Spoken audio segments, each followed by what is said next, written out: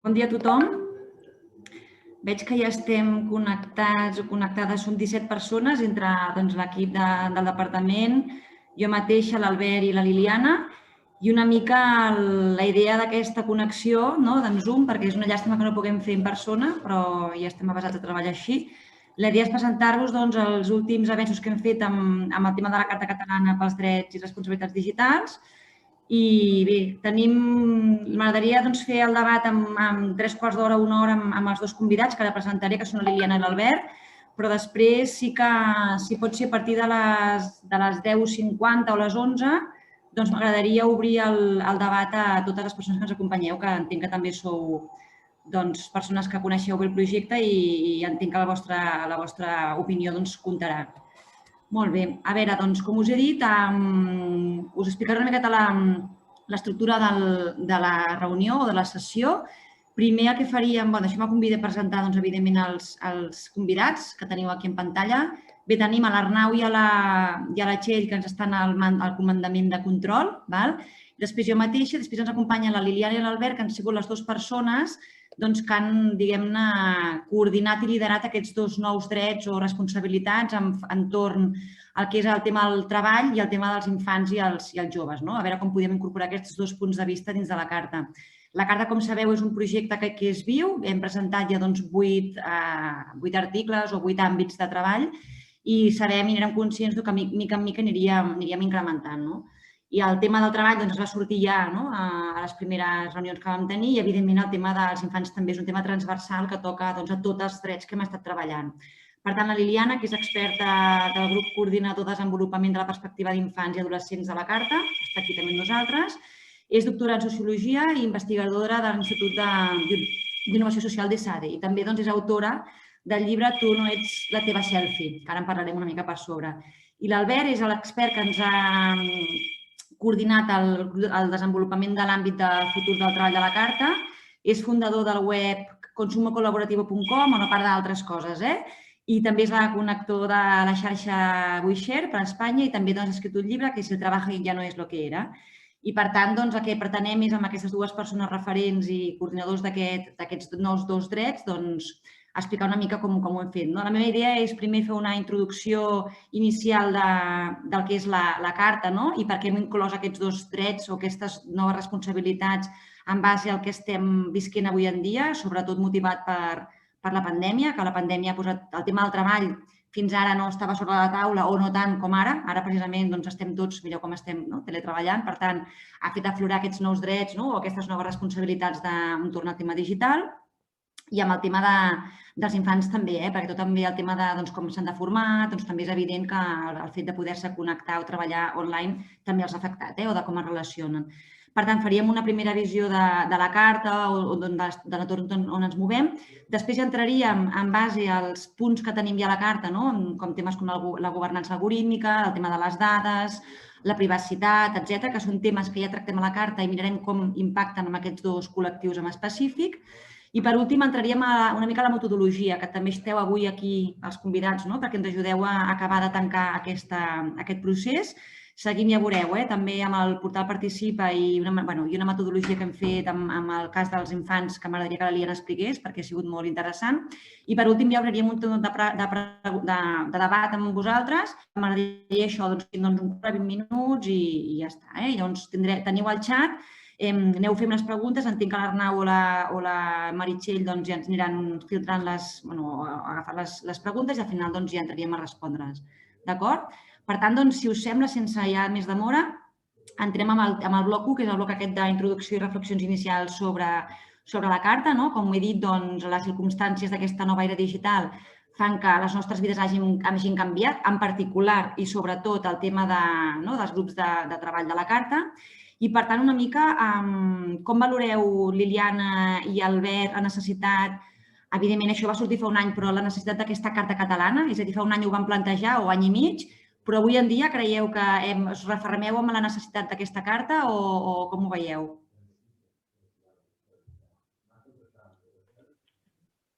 Comença, Liliana, tu primera, va.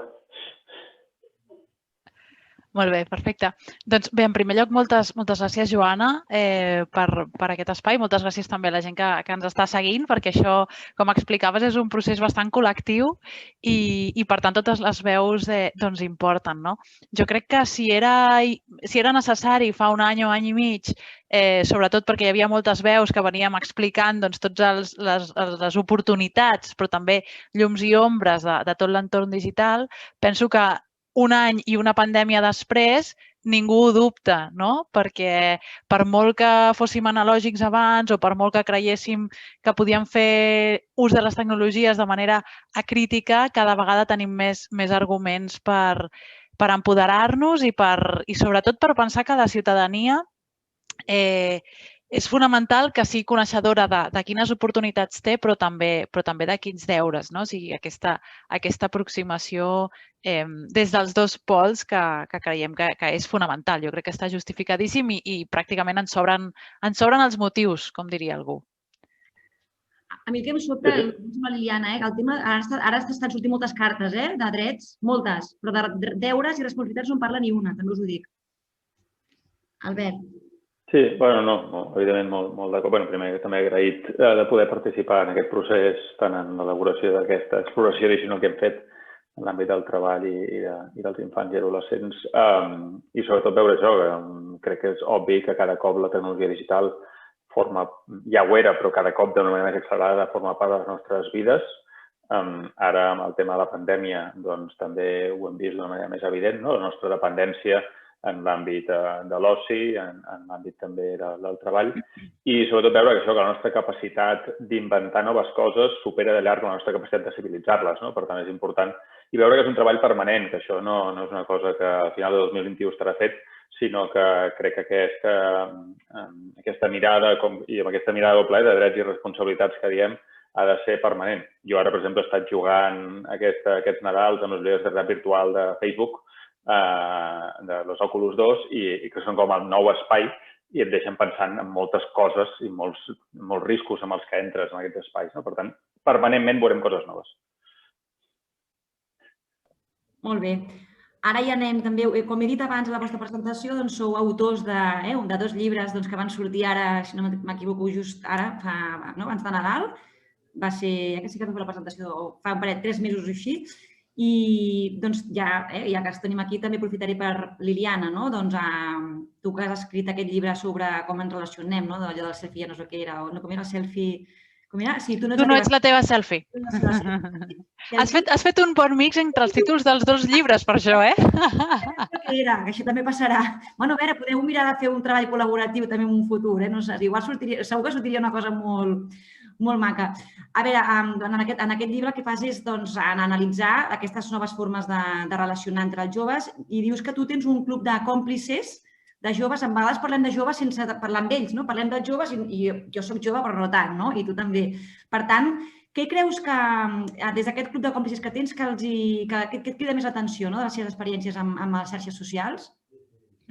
Si em permets, el llibre és un assaig sobre l'experiència digital dels joves. Jo el treball de camp el vaig fer el 2019-2020, i realment en aquell moment ja em vaig adonar que tenien moltes ganes d'explicar i d'explicar-se, no? O sigui, d'explicar què és per ells l'entorn digital, perquè sovint pateixen com molt judici, no? I molt prejudici per part de la mirada adulta.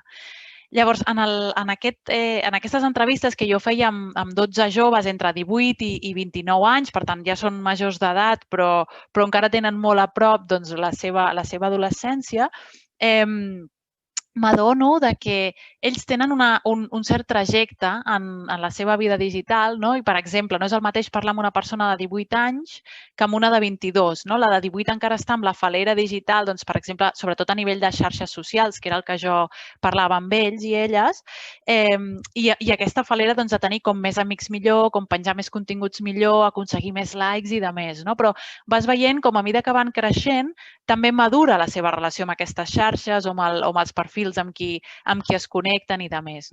Però en realitat, una de les coses que més em va sorprendre és que, per una banda, tenen estratègies de desconnexió molt més interessants i molt més sofisticades que els adults, per exemple, no?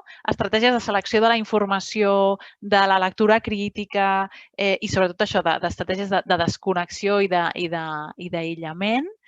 I per altra banda, doncs, que dominen un llenguatge que a nosaltres ens queda com absolutament llunyíssim, però que tenim moltíssim a aprendre, no? Perquè tenen moltes ganes de reivindicar-se també. Ho hem vist fora de lo digital, doncs també ho veiem en moviments socials liderats per joves, no? I que estan prenent molta força i que estan entrant en dominis que fins ara estaven reservats només per adults, no? Per tant, és una generació que puja amb moltíssima força i que ens està reclamant que la tinguem en compte.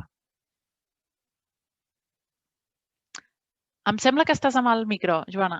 Sí. Dic, quines són aquestes estratègies de desconnexió? A veure si n'aprenem alguna, perquè costa molt desconnectar. Com ho fan?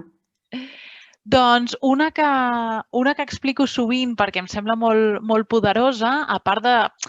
fan com dejunis intermitents de la connexió i de més. Una que explico molt sovint té a veure amb el cas d'una noia que estava preocupada perquè veia que Instagram li ocupava molt temps del seu dia a dia, no? I del seu temps lliure i que fins i tot doncs, començava a ocupar-li temps d'estudi i de més, i parlant-ho amb les amigues es van adonar que a totes els hi passava el mateix, no? I un dia van decidir doncs, que segurament el problema no era tenir Instagram, sinó que era tenir Instagram al mòbil, perquè era massa fàcil accedir, no? Tenir l'app baixada, tenir la contrasenya posada, no? I poder accedir sense tenir aquestes barreres d'obrir en un navegador, posar la contrasenya i de més. I llavors el que van fer era que cadascuna individualment van intentar deixar de fer-lo servir o fer-lo servir menys, però no es van en sortir. Llavors el que van fer va ser quedar una tarda i desinstal·lar-se juntes l'Instagram des del mòbil. Llavors mantenien el compte, però per poder arribar i per poder penjar i de més, doncs ho havien fet des de l'ordinador o des del mòbil, però d'una manera menys pràctica. Per tant, jo crec que aquest exemple de resistència col·lectiva és un exemple que ens dona molta llum. I què diferent és quan tu deixes de ser-hi i, per tant, tens la por de no ser vista i, per tant, deixar d'existir, que és com un mantra que està molt en el món digital. Si no penges, no existeixes. I, en canvi, què potent és quan ho feien plegades i quan podien explicar que havien pres aquesta decisió que a més els hi retornava com certa sobirania sobre la seva identitat i, sobretot, sobre la seva atenció. Ens hauré de desinstal·lar apps, perquè realment és allò d'anar passant pantalles i vinc a tenir cunetes d'apps amunt i avall. És una bona tàctica, ho provaré. Ara anem cap a la teva experiència. Tu, a grans trets, per què dius que allò de el trabajo ja no és el que era? I, a més, amb el tema de la pandèmia, realment és la frase, vull dir, realment ha canviat moltíssim. O sigui, ja era així abans i ara encara més, no? Sí, és una evidència i tu m'ho deies a la introducció també de que tal com estem treballant avui, si mirem un any enrere, realment hauríem de fer mirar el nostre calendari i les fotos que tenim a diversos dispositius i veure com estàvem i com estem. Això és una evidència. I al llarg de la història el treball sempre ha anat canviant també, la revolució. Per això parlem de la quarta revolució industrial, perquè n'hem tingut com 3 abans, no? I sempre hi ha hagut un canvi social i un canvi dels mesos de treballar derivats de la introducció d'aquestes noves tecnologies. Per això parlem que el treball no és el que era, sobretot des d'aquesta visió digital, veient, jo m'agrada explicar-ho com amb 3 eixos. Un és la feina que fem, les tasques que fem. Les tasques primer la fèiem tots els humans, ara hi ha aquest debat sobre què és automatitzable, què els algoritmes, els robots, anem a l'altre extrem. I probablement al camí intermig tenim el que parlem dels centaures, que és la persona-màquina i la intel·ligència, i les subintel·ligències i les forces, la força de màquina, la força humana, la intel·ligència humana, la intel·ligència màquina. Hi ha un eix que és la feina, les tasques que fem. L'altre són els espais de treball. Teníem molt associat a anar a treballar a l'oficina, a la fàbrica, a l'escola, al supermercat, i ara molta gent, com nosaltres estem fent, està treballant des d'altres espais. Jo estic al coworking, crec que moltes de vosaltres esteu a casa, per tant, l'espai de treball també ha passat de ser un espai centralitzat a un espai líquid i distribuït. I amb molta tecnologia digital pel mig que ens permet aquesta relació a distància en el temps i en l'espai. I llavors també tenim tota una gestió de la força laboral. Al final, per tirar endavant un projecte, sigui el que sigui, necessites un grup de persones i una sèrie de recursos. Això abans també era molt centralitzat i teníem relacions només d'empleats, diguéssim, la visió tradicional la visió tradicional seria això, tenir una fàbrica amb humans i que si aquests humans estiguin empleats. Doncs ja el que estem veient, ens anem a l'altre extrem d'empreses que existeixen sense tenir persones empleades, on gairebé tothom és autònom, tipus les empreses d'entrega de missatgeria, els Deliveroo, els Globos, doncs aquest és un dels extrems, I probablement el que estem veient també són empreses que cada cop es senten més còmodes amb un esquema intermig, amb gent empleada, assalariada, amb gent de projectes externs, una mica com estem fent en aquesta carta també, hi ha gent de dintre, gent de fora, gent que revisa, no? Una visió una mica més ecosistèmica de la força de treball. Evidentment, tot això, doncs, si aquests eixos canvien tant amb alguna tan central al nostre servei com és el treball, doncs això té moltes derivades, des de temes de seguretat social, drets laborals, i crec que un àmbit que estava poc explorat i hem fet una feina interessant és tot l'àmbit dels drets digitals i com això impacta també, perquè evidentment té molts impactes sistèmics. Lligant amb el que deies tu i entrant ja molt directe amb el tema de la carta, lligant amb el que deies del tema de la governança algorítmica, doncs, evidentment, a més està sobre la taula ja, totes aquestes eines que hi ha a l'hora, per exemple, d'aplicar per una feina, per exemple, aquest primer cribatge que et fan en base a, o et fa qui sigui l'empresa, en base a uns criteris o una programació algorítmica i, evidentment, hi ha uns biaixos. Tu, Quim, ja ho has apuntat ara, però amb l'entorn laboral, aquests algoritmes que estan dissenyats, no sabem si per persones, entenc que sí, o per màquines, quin impacte tenen en l'àmbit laboral? Ja, evidentment, el tenen a l'hora de buscar feina o d'aplicar per una feina, però un cop t'estàs dins d'una empresa o treballes tu com a autònom, com creus que impacta el tema de la governança algorítmica? Sí, la part més mediàtica i més coneguda, com dius, és bé, quan estem buscant feina, ha sortit molt el tema de les entrevistes, les videoentrevistes que són analitzades per algoritmes, per veure com estàs parlant, com t'estàs movent i fan un primer cribatge de possibles candidats i candidates. Però és tot el cicle de vida del treball, és a dir, no només quan ens estan entrevistant, sinó la pròpia selecció. Després també la distribució de la feina, és a dir, els projectes al final es fan en tasques més petites i com aquestes tasques es distribueixen a la força laboral que tinguem, interna i externa, doncs això també ho acaba fent un algoritme, decidint qui s'ha de dedicar a què en funció de les habilitats que pugui tenir. L'avaluació de la realització d'aquella tasca, això també ho feia un mando intermig abans, un comandament intermig, ara molts cops és un propi algoritme, o fins i tot altres persones que posen estrelletes a la feina que puguis estar fent, i en funció de tota aquesta informació acabaràs rebent noves tasques o acabaràs sent acomiadat. Per tant, és tot el cicle de vida del que entenem com a feina, l'activitat laboral, que pot estar monitoritzada des d'un punt de vista algorítmic. I sobretot hi ha molt poca transparència, no se sap això, vull dir, hi ha moltes empreses i durant la pandèmia s'han instal·lat més d'aquests controls, s'ha avançat en aquesta direcció i amb molt poca transparència. I sobretot una cosa que també hem descobert en aquest treball que hem estat fent és la manca, això no forma part de la negociació col·lectiva, dels sindicats, del diàleg social, tot això està fora, vull dir, no ni apareix, vull dir, és una cosa que realment encara no està en el radar. I com dèiem, són temes molt importants i comencem a tenir alguns exemples que també mencionem amb el text que hem preparat. Per exemple, un exemple conegut del propi LinkedIn, la contractació que feia LinkedIn ho van fer a través d'un algoritme i ho van haver de parar perquè tenia uns biaix de gènere, contractava gairebé només a homes, perquè històricament l'algoritme només havia contractat, l'empresa havia contractat més a homes que dones, l'algoritme optimitzava segons l'històric, per tant, seguia contractant a més homes que dones, i això ho van parar, ho van detectar i ho van parar. O ara ha sortit un judici a Itàlia la setmana passada a Bologna, que l'algoritme de Deliveroo, que es diu Frank, a més té un nom, es diu Frank, resulta que l'han portat a judici i han vist que era discriminatori en el sentit que tu, des del dret laboral, tens dret a fer vaga o si estàs malalt o malalta, doncs no anar a treballar. I, per tant, simplement l'algoritme veia que aquell dia que deies que aniries a treballar, no anaves a treballar. I en funció d'això et discriminava i no et donava tanta feina o fins i tot et desconnectava de l'aplicació. Han pogut demostrar això i és un algoritme que discrimina. Per tant, estem veient la importància, però estem encara donant els primers passos de tot això.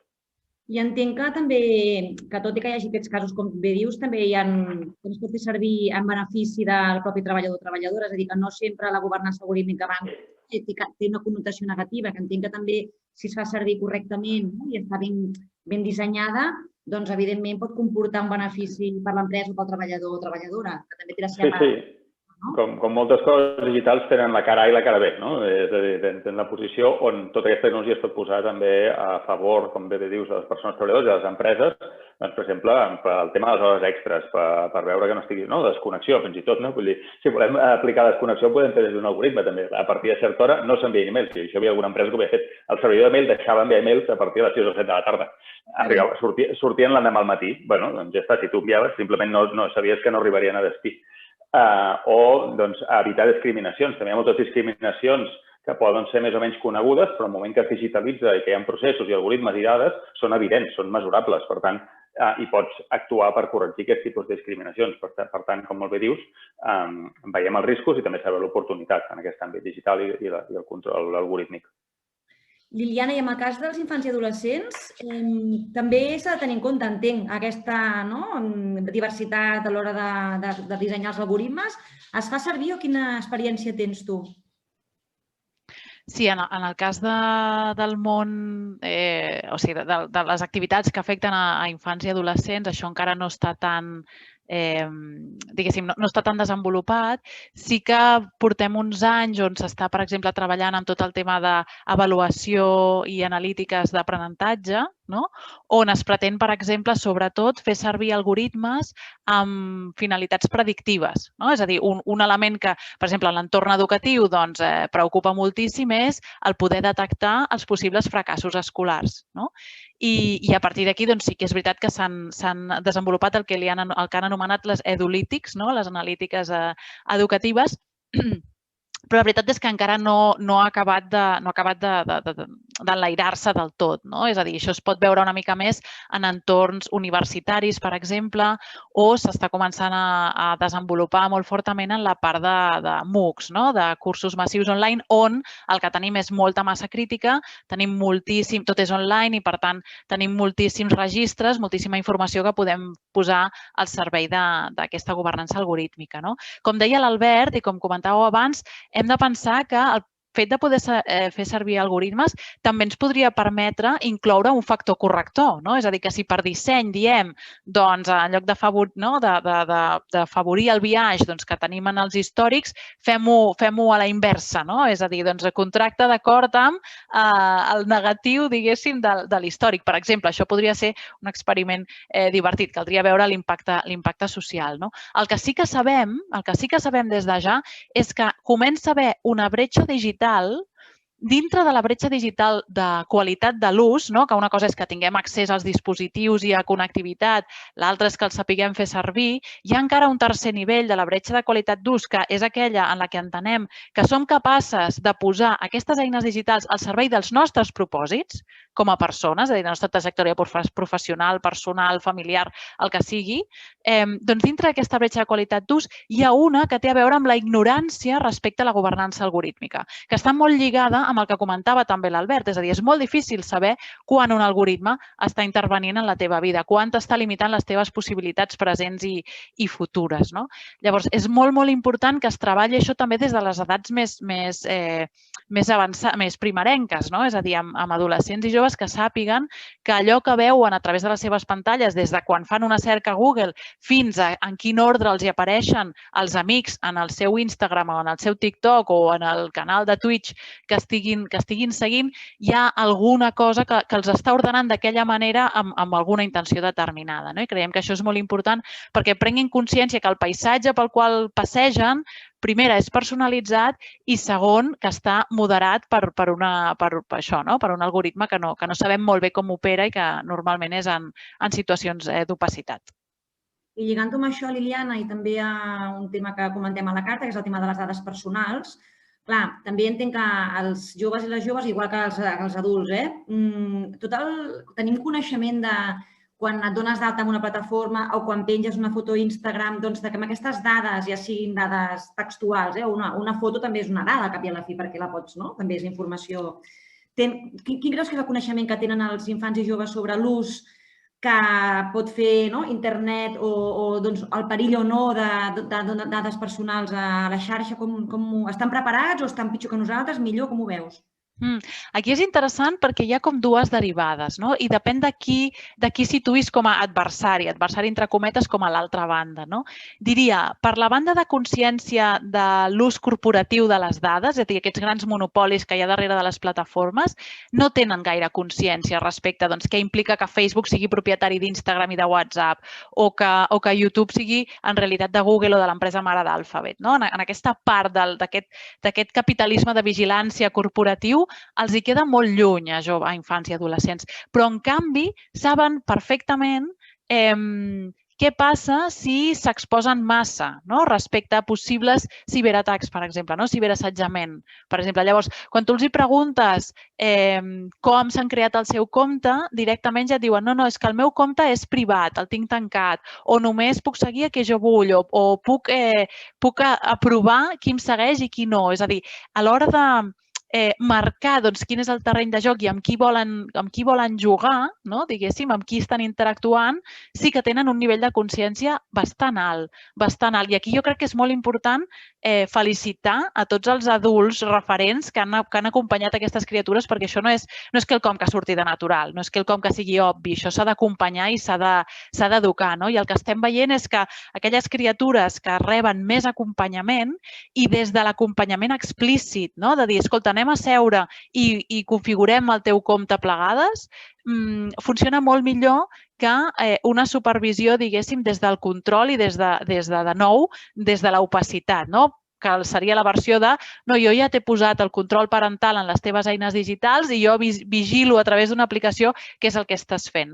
Això ho puc fer, és fantàstic i com a pares i mares i com a adults i com a educadors ens pot donar certa tranquil·litat, però què potent és de nou quan seiem plegades i diem, escolta, mira, aquesta setmana tantes hores t'has passat en aquesta xarxa, has parlat amb tanta gent, tal, i explica'm com ha estat la teva experiència. Hi ha un punt clau d'acompanyament que a més també passa per ajudar la pròpia criatura a reconèixer com li senta això que està fent, per poder donar-li aquesta autonomia de poder seguir creixent i poder seguir explorant d'una manera segura. I això jo, que tinc fills adolescents, ho he vist als últims temps, és a dir, fa 4 o 5 anys no parlàvem d'això, o sigui, era vinga, tots els adolescents i els nens i nenes van, diguem-ne, llançar al sector digital i sí que és cert que els últims 2 o 3 anys hi ha hagut un esforç, evidentment a nivell privat però a nivell públic, d'acompanyament, per exemple, amb internet segura, amb agents de ciberseguretat, es fan moltes xerrades a les escoles, als professors, perquè realment és un problema i els adults a vegades tampoc en sabem, per tant també se'ns ha de formar, per tant crec que és un aspecte que s'està treballant. I des del punt de vista... I això, si em permet, Joana, res, un apunt només. A la carta, justament, hem intentat incorporar molt aquesta idea de dir l'acompanyament on es posa l'interès de l'infant per davant és fonamental, però és fonamental també que aquest acompanyament el puguem garantir. És a dir, no podem només exigir als adults que acompanyen aquestes criatures que ho facin perquè entenem que és un repte molt gran. Per tant, hi ha moltes coses que s'han de poder activar per tal que les famílies, per exemple, tinguin espais de referència on adreçar-se i on adreçar els seus dubtes i demanar ajuda. Perquè això, com hem vist abans, és una qüestió que lluitar en solitari no té cap sentit. Igual de formats que ells, que els nens i les nenes, com a mínim, perquè a vegades ens passa que en saben més que nosaltres. I llavors, clar, com pots acompanyar si en saben més que tu? Per tant, formar-nos també nosaltres, és bàsic. Sí, i també recordar que és una qüestió de treball en equip. És a dir, que potser els adults no podem aportar el maneig instrumental perquè ells són molt més hàbils amb les eines, però sí podem aportar el criteri. És a dir, encara que no tinguem ni idea de com funciona TikTok específicament, segur que sabem fer-nos les preguntes. I crec que aquí hi ha un valor també, perquè si no hi ha moltes famílies paralitzades pensant que, com que la meva criatura ja en sap i ja n'aprèn amb els altres amics, doncs ja està, jo no m'hi fico perquè encara si no semblarà més evident que jo no en sé. No, és una qüestió de treball en equip i cada generació aporta una cosa diferent. I l'exemple que sempre poso és com l'electricitat. Ells saben apretar l'interruptor facilíssim, de manera ràpida, superintuitiva, sense por, però nosaltres sabem que darrere hi ha un circuit elèctric i sabem què passa quan s'activa el mecanisme de l'interruptor. Jo crec que aquí està la diferència i posem en valor també el criteri que podem aportar, encara que no sapiguem penjar vídeos a TikTok o no tinguem ni idea de què és Twitch i ells ens puguin fer una classe magistral. Sí, està clar. Albert, hem parlat de dades i privacitat, anem al sector laboral. Ja sé que em diràs, però és per corroborar. Les dades d'un treballador o treballadora són del treballador o treballadora, si aquelles dades són perquè està en una empresa o una organització en concret, l'empresa o organització en concret té dret a conèixer aquelles dades? Com creus que s'ha de... com aquesta balança entre les dades personals i les dades de l'organització, com creus que ha de ser? Sí, hi ha un gran debat obert i escoltant la resposta abans de la Liliana, sobretot diria que no està tan avançat com en l'àmbit de les xarxes socials i fins i tot a l'àmbit dels infants i els adolescents. De la mateixa manera que dèieu que hi ha una clara estructura d'acompanyament i una preocupació i fins i tot, tu deies, es van a les escoles a donar classe de com gestionar aquests temes digitals en l'àmbit laboral, ningú ens ensenya res. És a dir, totes aquestes preguntes que ens estem fent aquí, hi ha molta gent que ni se les fa.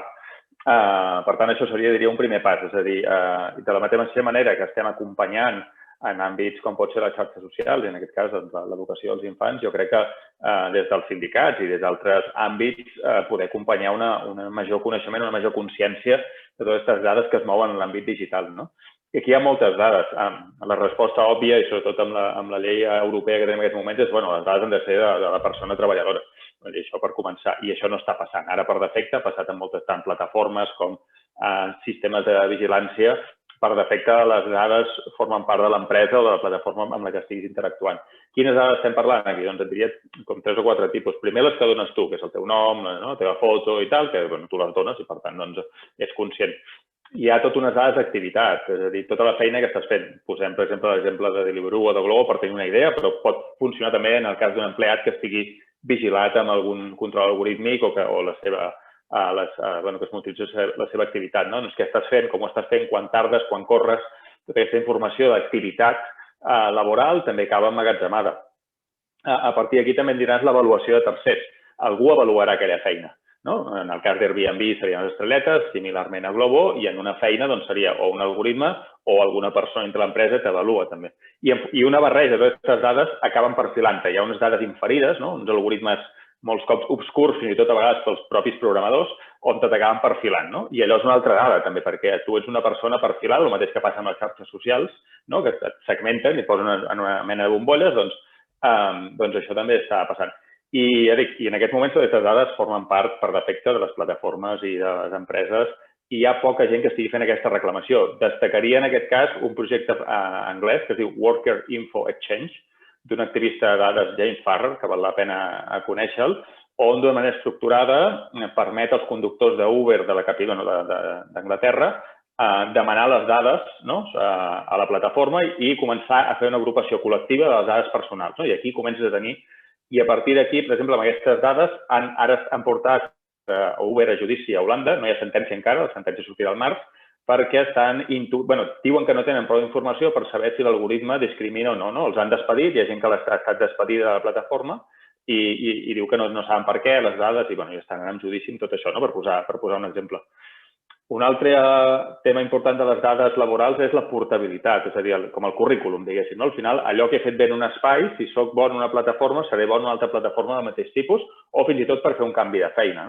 Això comença a parlar-se també d'estandarditzar aquestes dades, de la portabilitat. Hi ha algun experiment també petit, a Holanda, per exemple, també, que era, podies exportar, si recordo bé, era d'Uber o de Deliveroo, no me'n recordo, una espècie de PDF estandarditzat que Adecco, com a empresa de treball temporal, t'acceptava com a part del currículum, perquè havies pogut demostrar que eres confiable, que anaves a treballar quan deies, que tenies bona atenció al públic. Doncs, evidentment, en un mercat laboral molt líquid és important que puguem arrossegar, que siguem propietaris de la nostra reputació i la puguem moure amunt i avall. Per tant, estem veient això. I l'últim punt amb el tema de les dades, i això ho coneixeu bé tots els que heu treballat amb la carta, és tot el cicle de vida de les dades. Sembla que també la dada sigui una cosa que apareix i desapareix. No, hi ha un punt de recol·lecció, hi ha un punt d'anàlisi, hi ha un punt d'emmagatzematge i fins i tot hi ha un punt d'esborrat, sobretot si deixes de treballar per aquella empresa. Per tant, la responsabilitat sobre la dada és en tot aquest espai i fins i tot on s'emmagatzema aquesta dada, un tema que pot ser tan sensible com les dades laborals, hauríem d'exigir que fos en servidors en un territori pròxim a nosaltres. Per tant, hi ha molt a jugar i molt poc fet. Així és. Molt bé. També ha sortit, ja per acabar aquest segon bloc, el tema de la capacitació digital. Ha sortit també, quan parlàvem amb la Liliana, la necessitat dels adults i les adultes a estar preparats per poder fer aquest acompanyament, acompanyament comú, compartit amb els nostres infants. Com veieu, i és evident que el tema de la capacitació avui en dia, amb el tema de la bretxa, s'ha vist que és un element de quedar-te enrere, de com menys capacitat digitalment estàs, doncs quedes enrere a nivell laboral i a nivell social. Com veieu Catalunya a nivell de capacitació digital? Perquè treballeu vosaltres teniu contacte amb diferents a nivell internacional. Com ens veieu com a societat a nivell de capacitat digital, ja des del punt de vista per poder treballar amb skills digitals, de competències digitals per treballar, i també a nivell més social, Com ens veieu com a país o cap on creieu que hem de treballar? Que això ho aprofitaré perquè estem treballant en un pla de bretxa digital i aprofito per llançar-vos el repte i incloure-ho en el nostre treball. Com ens veieu i cap on creieu que hem de treballar en competències? Vinga, Liliana o Albert? Val, em llenço, però aquesta pregunta donaria, jo crec, per un cicle sencer, oi? I segurament per una anàlisi més acurada. Per tant, faré una resposta una mica des de les impressions, no? No m'atreveixo a fer una categorització de país perquè, a part, per exemple, tenim, per exemple, un índex de digitalització dintre de l'Eurobaròmetre a nivell europeu, però no hi ha informació a partir de regions. Per exemple, una cosa que es podria fer és intentar aconseguir que les regions tinguin representació en aquestes regions, en jerga europea, enteneu-me, que diferents nivells territorials puguin tenir presència, no només a nivell dels estats que formen dels estats membres. Això una, no? És a dir, perquè sempre allò que diem, allò que no es mesura no es pot millorar i, per tant, aquí jo crec que tindríem un front possible. I després penso que tenim una oportunitat molt gran de marcar, diguéssim, perfil a l'hora d'abordar les desigualtats, no? Perquè tenim desigualtats en tot l'espectre, és a dir, les tenim des de la bretxa més fonamental, abans ho dèiem, no? D'accés a dispositius i accés a connectivitat.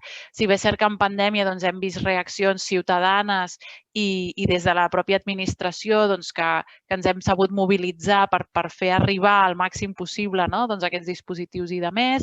Tenim moviments socials arreu del territori que allà on les grans empreses de telecomunicació no fan arribar el cable de xarxa, tenim moviments territorials i tenim aquests moviments que en forma de cooperatives i fundacions i de més estan connectant el territori també en el sentit físic del cable.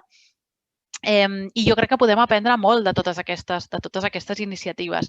I per l'altra banda, diguéssim, i connectat amb aquesta bretxa de qualitat d'ús, penso que tenim també l'oportunitat de plantejar que ja no és només una mirada tecnosocial, sinó que és una mirada de propòsit. És a dir, crec que la capacitació digital no va d'eines. Va de saber fer-se les preguntes i llavors saber aprofitar totes les eines digitals que tinguem a l'abast, eines i productes.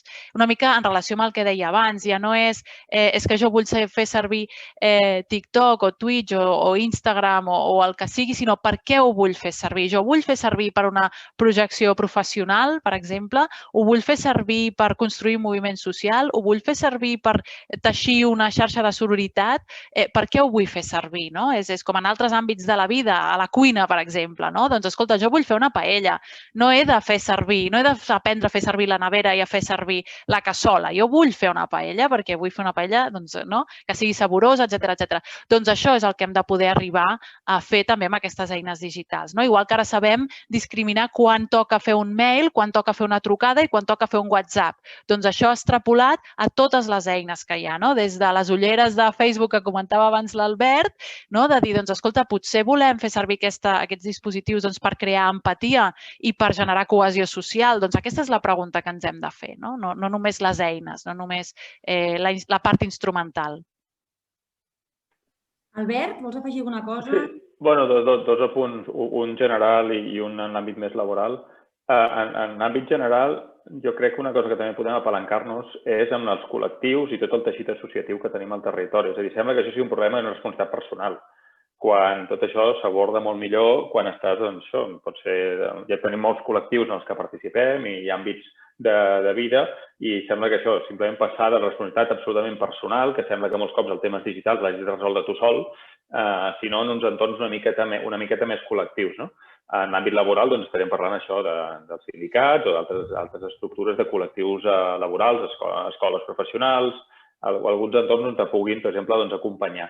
I diria que en l'àmbit, així com en l'àmbit del dia a dia i de la vida en general, sembla que les mètriques sembla que estem bastant bé, en l'àmbit laboral, en general no sortim tan ben parats. Hi ha un cert desconeixement, hi ha una bretxa digital molt important en l'àmbit, en les capacitats digitals per treballar, no pel dia a dia, sinó molts cops en l'àmbit més laboral i fins i tot més amb la gent que està empleada des de fa molts anys, I sobretot molta de la gent, gairebé la meitat de la gent que està buscant feina no té les capacitats digitals mínimes que es requereixen a data d'avui per participar, ja no per fer la feina en si, sinó simplement per accedir a vegades, perquè estem digitalitzant també els processos de búsqueda de feina en si. Per tant, realment hi ha unes bretxes importants que estan generant noves exclusions o dobles exclusions. Gent que ja ho tenia complicat, si a més li poses una eina digital per mig, resulta que ho té doblement complicat. I la cara positiva de tot això, sempre intentant, dèiem, la cara A i la cara B, doncs veure també aquí com podem sumar, ho dèiem, una suma de forces, una suma d'intel·ligències entre la part digital i la part humana. En l'àmbit laboral també hi ha hagut un relat molt de, bueno, tot s'automatitzarà, tot canviarà, i els humans ja no servim per res, i una mica amb el que deia l'Adriana abans, una cosa és apretar un endoll, l'altra és saber per què aquell endoll funciona, què hi ha darrere i per què volem tenir llum, doncs, bueno, aquesta suma d'intel·ligències i de forces crec que allà hi ha una possibilitat important també i aquí crec que té una societat prou creativa com per treballar en aquesta direcció. Perdó que m'he hagut de moure, perdoneu, enmig del debat, perquè estan fent obres a la casa del costat. O sigui que ara m'he hagut d'anar a la cuina. És el que té les noves formes de treball, Disculpeu, però ho he seguit. Espais líquids de treball. Exacte, espais líquids. Exacte. Anem ara a parlar de la metodologia, que com sabeu, amb el tema de la carta ha sigut un dels aspectes més rellevants. L'Albert va formar part de la primera revisió, quan vam fer la primera versió de la carta, vas estar en el projecte, i ara desenvolupes tu aquest nou àmbit de la carta. Com ho has treballat i quins propers passos tenim? Perquè a partir d'avui, a través del portal de Participa de Gencat, com ja vam fer anteriorment, ho hem obert perquè qualsevol persona que vulgueu aportar el vostre coneixement ho pugueu fer. I, Albert, com ho farem, això? Com ho dinamitzarem o com ho has fet? Sí, jo primer molt agraït de nou de poder participar i sempre ho he vist com una espècie de ceba, no? Vas des del nucli, vas treballant i vas obrint capes i vas fent que més gent hi pugui participar. Jo en el primer nucli no vaig estar com a la segona capa en algunes jornades que ja es van fer i llavors m'he incorporat una mica més en la part del nucli, en aquesta part de l'àmbit laboral, i ara, com bé dius, estem publicant la primera versió d'aquest document perquè necessita aquesta intel·ligència col·lectiva. Hem fet tot el millor que hem pogut, hem estudiat molt, però realment segur que hi haurà àmbits o detalls o opinions o altres perspectives que cal incorporar i és aquest procés de participació el que ho permet. Nosaltres, amb un molt bon acompanyament de l'equip de la Carta, el que hem fet sobretot és molta revisió de literatura. Veureu el document, de fet, hi ha més pàgines amb documentació de referència que text escrit, vull dir, la quantitat de documentació que hem buscat, conferències, articles, llibres, documents acadèmics que començaven a parlar. No és un territori verge, tot i que no és un territori excessivament explorat, això d'una banda, i llavors hem fet com 3 entrevistes personals amb l'Antonia Aloisi a Itàlia, la Cristina Jane, que està a Suïssa, i la Gemma Galdón, que ja havia participat també a la primera part de la carta, per contrastar tot allò que havíem après, a veure si ens faltava alguna cosa i tal. I aquesta combinació d'entrevistes i investigació una mica des del despatx, diguéssim, ha permès això. I una cosa també crec que és interessant és que intentar treballar amb un silo concret, amb un nínxol, ignorant la resta ja és impossible en un àmbit digital. I aquí ho hem vist, el tema laboral, el tema digital, tot s'entrellaça. Per tant, intentar tenir una visió més sistèmica. Crec que anem en aquesta direcció. Sí, per tant, us obrirem el tema de... Ara crec que l'Arnau ho està passant, és que estic en 2 xats a la vegada i no ho veig. Crec que us ho compartirem i si no us ho farem arribar per correu, on podeu participar. Abans m'he oblidat de dir una cosa amb tot el tema de les obres al costat, Liliana, amb el tema del DESI, que no ho he votat i no ho he dit. Ja hem fet una iniciativa, hem llançat l'índex DESI a Catalunya i del País Basc, perquè el País Basc és l'única regió europea que ho va desenvolupar. Llavors els vam demanar ajut i ho vam fer a Catalunya. Vam demanar a la comissió poder desenvolupar o poder tenir l'índex DESI per regions perquè crec que és superimportant i la resposta ha sigut bastant millorable. Per tant, totalment d'acord amb tu que hem de poder analitzar això a nivell de comunitats autònomes, de regions, de països com Catalunya, perquè si no, no són comparables. Però a Catalunya el tenim i les conclusions que dona són molt interessants. El tema de... Sobretot, el que diu és que a nivell de territori, de fibra, d'aquesta bretxa de connexió, anem bé, que a nivell de capacitació encara, evidentment, amb molt marge de millora, però hi ha com aquesta corrent a nivell europeu que hi ha aquesta polarització, que cada cop hi haurà gent més preparada i gent que ho estarà menys. I per tant hem de lluitar la famosa classe, les del mig, que no es quedin, o sigui, que intentem anar tots cap amunt, però també us ho compartirem perquè és molt interessant. I ara, lligant el que deia l'Albert, amb el tema de la carta i això que deies tu, Albert, que és molt difícil treballar un dret o una responsabilitat individualment sense tenir en compte la resta d'aspectes que hem treballat, aquí ens hem trobat, Liliana, amb la carta sobre el tema d'infants i adolescents, que tocava tots els àmbits i vam decidir, o vau decidir, des del vostre grup de treball, mirar de fer-ho de manera tangencial o transversal. També explica'ns una miqueta com ho has fet, perquè ha sigut una metodologia molt, la veritat, molt interessant i innovadora, em penso, i crec que és important que ens ho expliquis com ho has treballat. Sí, aquí el que una mica tocant amb l'enfoc adultocèntric que també explicava a l'inici, és a dir, la carta i també el món digital, i com també deia l'Albert, s'entén individu, persona connectada i eines digitals, però sempre pensem en una persona com en plens drets, plena capacitat de decidir sobre si mateix o si mateixa, i poques vegades ens situem en la tessitura que aquest usuari, aquesta persona que està a l'altra banda de la pantalla és una persona menor. En canvi, ens trobem situacions com que criatures, abans de saber escriure el seu nom o abans de saber escriure una sola lletra, ja saben buscar-se els dibuixos a la tauleta del pare o la mare, que quan compleixen 3 anys ja hi ha una mitjana de 1.500 fotografies circulant de la seva vida i la seva previda, perquè cada vegada hi ha més tendència a penjar fins i tot les ecografies, per tant, abans d'haver vist la llum del sol ja tenen petjada digital, per tant, poden néixer digitalment abans de néixer físicament. Llavors, ens semblava molt important incorporar també la visió d'infants i adolescents en tot aquest procés de la carta per no caure una vegada més en un enfoc molt esbiaixat o un enfoc que obviï les seves veus per entendre també la seva experiència. Aquí el que vam pensar i vam estar molt d'acord des del primer moment en què em van convidar a fer-ho, amb l'equip vam convenir que el que era necessari era acostar-nos a on estiguessin aquests infants i adolescents i directament preguntar. I en aquest sentit hem fet 12 grups focals arreu del territori, estem preparant un document on us explicarem exactament qui ha participat i de més. Hem intentat fer-ho de manera representativa, tot i que hem tingut alguna desviació, també per qüestió de, diguéssim, la mostra no ha pogut ser 100% representativa, però sí que hem pogut fer un molt bon pilot on hem fet 12 grups focals, com us deia. Algú preguntava si ens havíem preocupat també de la part no només de l'educació formal, sinó també de l'educació en el lleure, és a dir, que han participat escoles, centres escolars, però també han participat fundacions, esplais i espais d'educació en el lleure i a més ha estat molt interessant. És també fins i tot diferent, diria, el que et poden respondre en un context classe del que et responen en un context més associatiu.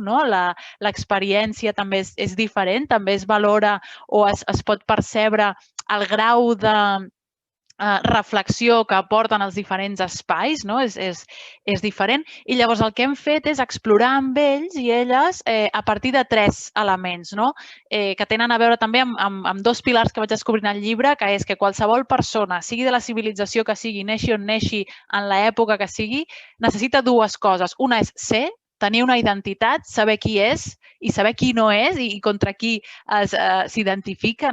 És a dir, qui soc jo i on pertanyo. És a dir, aquest ser i pertànyer, que són com necessitats ancestrals, humanes, fonamentals, que ara mateix estem satisfent molt i molt a través de les xarxes. El ser, com ens construïm la identitat en aquests laboratoris que ens suposen les xarxes i l'entorn digital i com pertanyem a partir de sumar-nos a un repte o fer servir aquest hashtag, seguir aquesta comunitat, seguir aquesta altra, o ara que el distanciament físic és necessari per les raons que ja sabem, com mantenim aquesta cohesió social a través dels mitjans digitals. Per tant, el que hem fet és crear un petit entorn, una atmosfera de debat on explorem amb ells identitat i pertinença, però també aquesta part d'acompanyament. Sobretot buscant sempre què és el que necessiten, però també què és el que els és útil, perquè tenim cases, com dèiem, tenim cases que estan molt avançades i tenim pares i mares i educadors que realment estan fent moltíssima feina, com apuntava el Guillem també des de l'entorn del lleure, que s'està erigint com un motor molt potent. Per tant, hi havia aquest doble objectiu, o triple objectiu, incorporar la seva veu, identificar aquests elements que per ells són importants i també detectar estratègies que estan funcionant, per sempre buscar les bones pràctiques que al final podem compartir i podem aprendre totes del que estan avançant en altres punts. I la veritat és que hem intentat incorporar algunes línies a la carta, però tindrem com a resultat 2 documents diferents. És a dir, un serà la carta on estem contribuint des de totes les vessants, l'altre serà aquest document específic que estarà orientat a aquesta exploració que hem fet i una mica quines són les demandes de la nostra ciutadania més jove. El que es posa de relleu és que aquesta carta s'ha fet... O sigui, realment és un procés, ho hem dit al principi de tot, fa un any i mig o 2 anys com a començar, que és complicat de fer perquè són processos nous, que a més a vegades no hem treballat així, que en el cas d'infants i joves s'ha treballat d'una manera, en el cas de drets laborals d'una altra manera, en el cas dels anteriors ho vam treballar amb un nucli i amb altres agents, per tant, una carta que és viva i que va creixent amb les aportacions de tots i de totes. Concretament, si no m'equivoco, Liliana, en el cas d'aquest àmbit que has liderat tu, han participat al Consell Nacional d'Infants i Adolescents a Catalunya, la Fundació Esplai i els Esplais Marianao, Pobilla Casas, Can Vidaret i Bellvitge, el Consell Escolar de Catalunya, l'Institut Eugeni d'Ors, que, si no m'equivoco, la seva directora és un premi Dona TIC i està treballant molt per la incorporació de les dones en el sector tecnològic, el Frederic Mistral, la Fundació Pere Tarrés, com tu també has dit. Per tant, una col·laboració molt diversa i penso molt interessant el que puguem treure d'aquestes aportacions. També, si no m'equivoco, hi ha un vídeo que no sé si tenim preparat, Arnau, per mostrar, i si és que sí, el passem ara, de com han treballat i què tenen que dir-nos aquests i aquestes joves. Arnau, si digues. Anava a dir, mentre l'Arnau li dona el play, si ho tenim a punt, volia mencionar també la gran tasca que està fent el meu primer vot, que són l'equip que està directament conduint aquests grups focals, que no deixem de mencionar-los també. Totalment, exacte. Moltes gràcies. Que xulo, Liliana. Deu ser maco, treballar així amb gent jove també. Que digui que les interessa una sessió és fantàstic, perquè que els interessin les coses a vegades costa. Sí, però sobretot quan poden parlar d'ells i els hi preguntes, quan poden ser protagonistes, llavors es llencen. I és impressionant la de coses que arriben a compartir. Sí. Doncs moltes gràcies, Albert i Liliana. Ara, mireu, hem fet l'hora clavada. He vist que pel xat hi havia moltes preguntes. Evidentment no les he pogut mirar perquè estava moderant el debat. Llavors, Arnau, si vols desmutejar-te i mostrar-te i moure tu, fes tu les preguntes que han sortit i traslladar-les aquí i les anem responent. De moment n'hem rebut 3. La primera del Guillem Porres, que agraeix estar aquí en aquesta convocatòria. Ell és de la Fundació Esplai i diu que li agradaria preguntar si en l'elaboració de la carta ha sortit a col·lació algun tema relacionat amb concepte de lleure digital. Diu que ho estan treballant. Espera, perdona. Que ho estan treballant des dels diferents moviments de lleure, però que els agradaria saber si s'han extret conclusions fruit dels diferents processos participatius que hem iniciat des d'aquí. Sí, en l'àmbit de la Liliana no sé si ha sortit aquest aspecte. Pel que fa a la carta en els anteriors, que jo sàpiga, Albert, i si no m'ho dius, no s'ha parlat específicament d'aquest tema. Tot i així, com que estem en un projecte participatiu, col·laboratiu, que la idea és que els que esteu avui presents ens donem el vostre punt de vista, crec que és un tema que podem abordar i el farem extensiu a la resta de comitè del nucli, de l'equip nucli que diem que som 5 o 6 persones del sector digital, des del sector més ampli, i podríem entrar-ho a debat. Albert i Liliana, no sé si als vostres àmbits en concret se n'ha parlat. No, crec que no. En el que és a dir, no hem abordat el concepte de lleure digital com a tal, que em sembla un concepte molt potent i també necessari. O sigui, crec que és un espai des del qual es pot abordar moltíssimes de les necessitats que s'han plantejat. Sí que és cert que hem intentat explorar espais de lleure, no? O sigui, la identitat i la pertinença en espais de lleure, òbviament, amb clau digital. Ja dic, no en aquest concepte i, per tant, jo crec que estarà fantàstic si podem seguir la conversa i conèixer millor en quin moment esteu i què és el que esteu movent per poder-ho, evidentment, per poder-ho incorporar. I la veritat és que ara que heu llançat la pregunta, quan preparem l'informe final d'aquests grups focals, qualsevol element que hagi sortit que pugui, creiem, alimentar en aquesta línia, doncs, òbviament, podrem mirar de compartir-lo o de tenir una conversa o el que sigui, perquè pot ser una línia de treball molt interessant. Sí, de fet, jo crec que en l'àmbit del dret a la capacitació digital, que entra és un dels drets que la Carta recull, es pot valorar el fet de fer específicament una explicació en el sector, en aquest àmbit. Jo crec que prenem nota i ara no sé qui era que ho deia, Arnau, però afegim-lo en la llista d'experts per poder... Sí, el Guillem Porres, ell és de Fundació Esplai i ja ha anat participant, Sí, és un dels... L'estem afegint. Perfecte. Molt bé. Llavors tenim una pregunta també del Salvador Ribot, que diu que les empreses de serveis diu que s'aprofiten de discapacitat digital per posar entrebancs en els seus serveis. Diu, molta gent d'edat té dificultat d'accés. Diu, com ho podem arreglar, això? Entenc d'edat avançada, que us deu referir. Dificultat d'accés exactament a què? Suposo, si el Salvador vol precisar-ho, però jo dedueixo que d'accés a la connectivitat. A veure, entenc que està parlant del tema de la bretxa. De fet, a les plataformes. És un tema, jo entenc que és un tema de coneixement, si no m'equivoco, de capacitació digital, de coneixement de poder-ho fer. Una cosa és tenir l'eina, ja sigui l'ordinador o la fibra o el que sigui, a nivell de hardware, i l'altra cosa és el coneixement que com a persones hem de tenir. Llavors, aquí és cert que el col·lectiu si no m'equivoco, parlava del col·lectiu de gent gran, espero que has dit, Arnau, està, malauradament, amb més risc o amb una exclusió més gran que la resta de persones d'altres edats. De fet, en el marc de l'ACTIC presentarem el 14 de febrer, si no m'equivoco, un estudi que hem fet a l'estat de la bretxa digital a Catalunya i el col·lectiu de gent gran realment ens surt mal parat. Llavors, el que s'ha de fer, i farem, i estem començant a treballar des de la Generalitat, és en fer informació a mida per aquest tipus de col·lectius via, per exemple, la xarxa Pontic i via altres departaments de la Generalitat. Per tant, hem treballat molt la capacitació o estem treballant molt la capacitació i competències dels joves, per exemple, o de persones que estem en actiu al món laboral, però és cert que s'ha de treballar amb aquest col·lectiu i estic convençuda que amb el proper mandat, perquè ara ja en 3 setmanes que ens queden no puc dir res perquè he de saber d'aquí un mes en quina situació estarem, però segur que hi haurà plans en aquesta línia perquè és bàsic i no pot ser que es quedin enrere. Jo diria també que en aquest sentit, perquè ell apuntava gent d'edat, és a dir, gent gran, i em sembla que parlava també de persones amb discapacitat. I és cert, jo no sé si hi ha serveis que aprofiten o no aquesta discapacitat per posar barreres. El que està clar és que ara que ja sabem què vol dir un carrer sense rampa i què implica una barrera arquitectònica física, el disseny de les plataformes són les barreres arquitectòniques digitals. Llavors, jo crec que hi ha principis com el disseny universal, per exemple, que és important que es pugui explorar, ja no només de cara a persones amb discapacitat, sinó també diferents intel·ligències. Hi ha qui funciona millor per pictogrames, hi ha qui funciona millor amb números, hi ha qui funciona... Per tant, jo crec que tenim exemples d'empreses que estan començant a avançar cap aquí, que justament és persones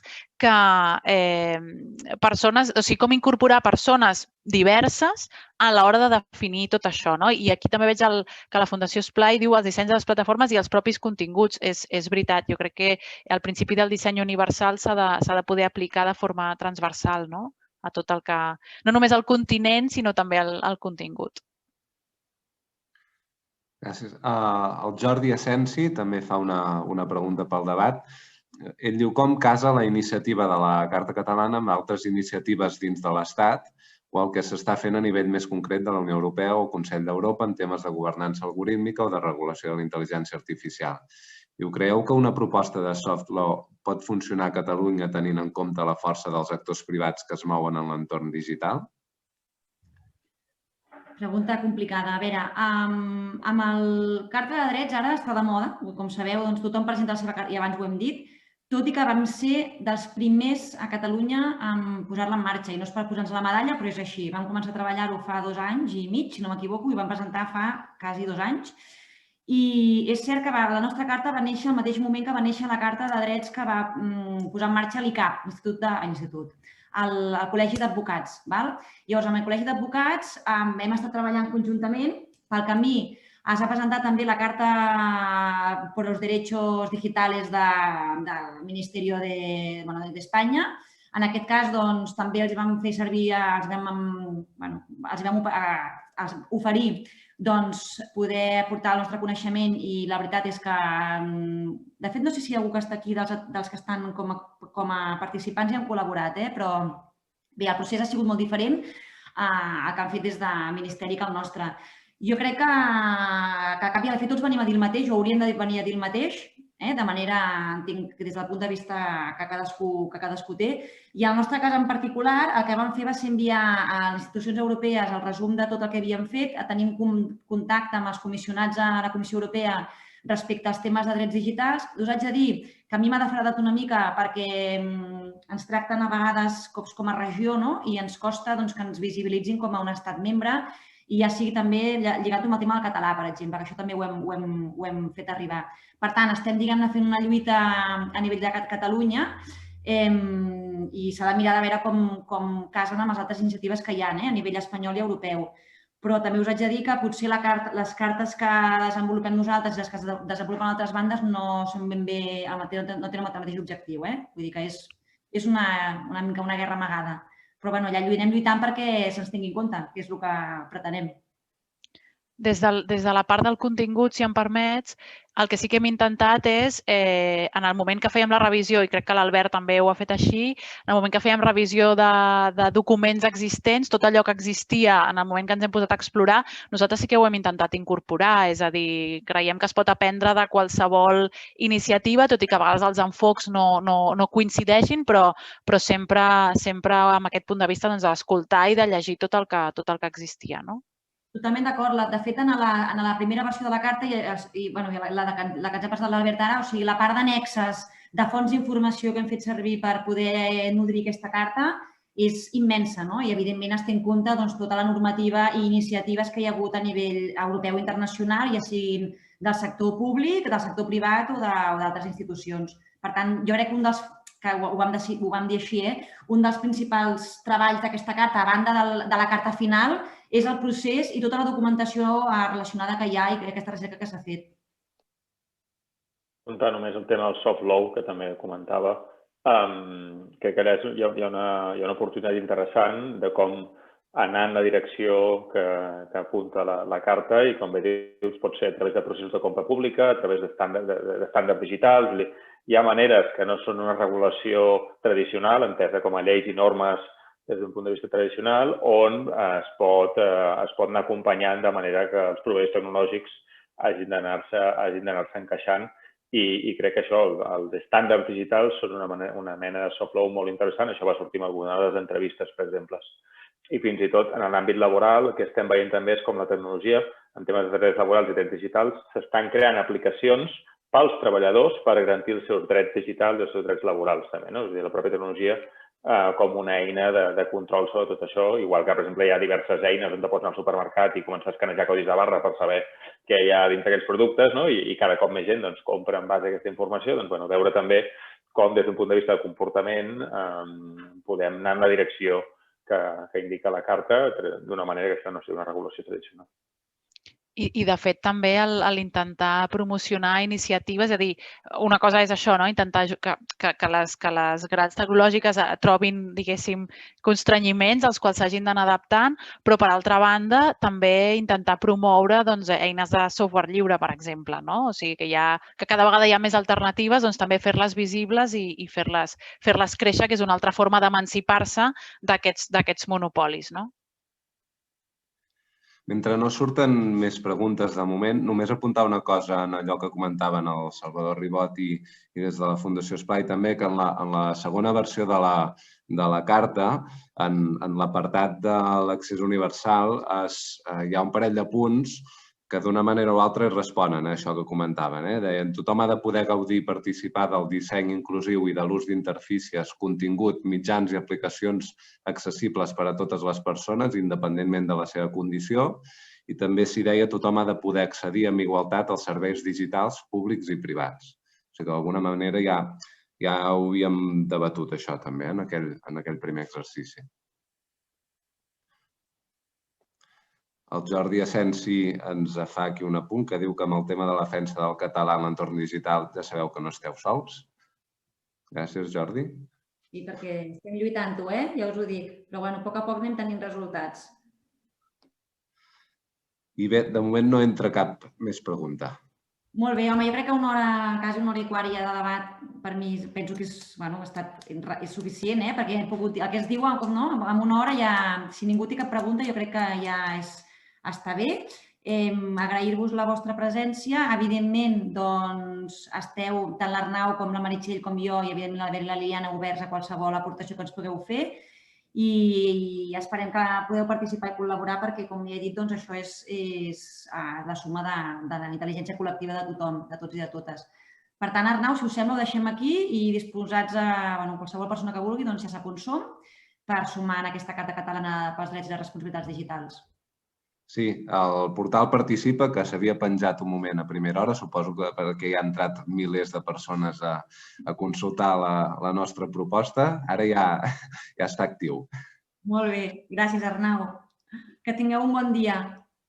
Vinga, bon dia. Gràcies. Adéu, bon dia. Moltes gràcies, adéu, bon dia. Gràcies.